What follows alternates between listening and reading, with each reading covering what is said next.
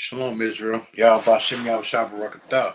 It's preaching officer Yashala reporting to you again from boots on the ground. Back to the business and more disturbing news as usual. One of the most horrific I've seen. Man kidnapped and tortured woman found stuffed and folded into a small plastic container under the porch, leaving victim paralyzed and in a coma. A 31-year-old man in Ohio will likely be spending years behind bars after admitting that he held a 60-year-old woman against her will and tortured her, severely beating and stabbing the victim before sealing her into a small plastic storage container from which she miraculously survived. Delonte R. Edmond Geiger appeared before Cuyahoga County Common Pleas Court Judge Holly Lauren Gallagher on Monday, where he formally pled guilty to one count each of kidnapping, felonious assault, tampering with evidence, and having weapons while under disability, court records show.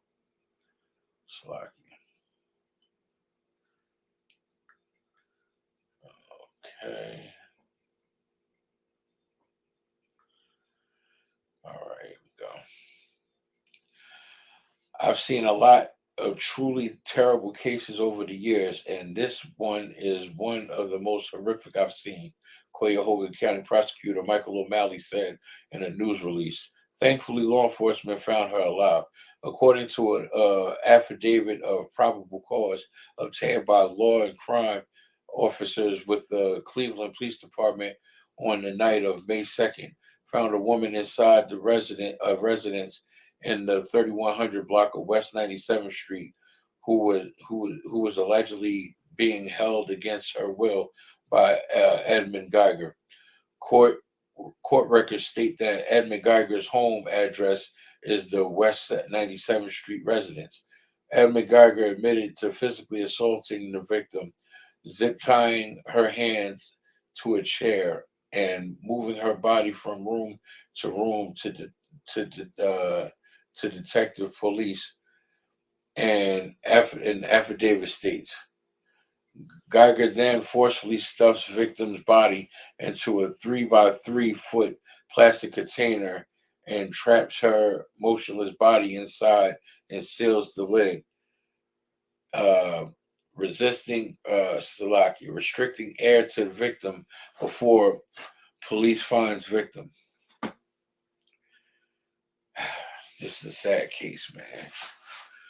This 31-year-old baby sitting there beat, assaulted, and tortured a 60-year-old woman. Like, what warranted that? Like, what kind of mental illness is this brother suffering to make him want to do something like that? You understand what I'm saying? See, I listen to the crimes that they commit, and I understand, if they get time, they spend life, they spend whatever amount of time in jail. I understand that.